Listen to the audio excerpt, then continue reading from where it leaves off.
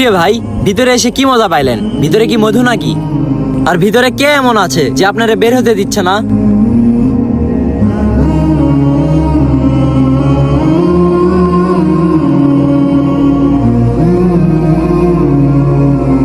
কি হইলো ভাই, 4 রাকাত নামাজ পড়তে আপনার এত সময় লাগলো? ভাই আপনি বললেন না ভিতরে কি এমন আছে যে আমারে বের হতে দিচ্ছে না? একটু সাইডে আসেন, সব বলতেছি। ভাই দাঁড়ান, আপনি বললেন না যে ভিতরে কে এমন আছে? ভিতরে তিনি আছে যিনি আপনাকে এত ধন সম্পদ, টাকা পয়সা সব কিছুই দিছে, কিন্তু এই পবিত্র ঘরে ঢোকার অনুমতি দেয়নি। ভাই, নামাজের তৌফিক মিলা আর আল্লাহর দরবারে সেজদা দেওয়ার সুযোগ টাকা পয়সা দিয়ে মিলে না। এইটা সম্পূর্ণ ভাগ্য এবং কিসমতের উপর নির্ভরশীল।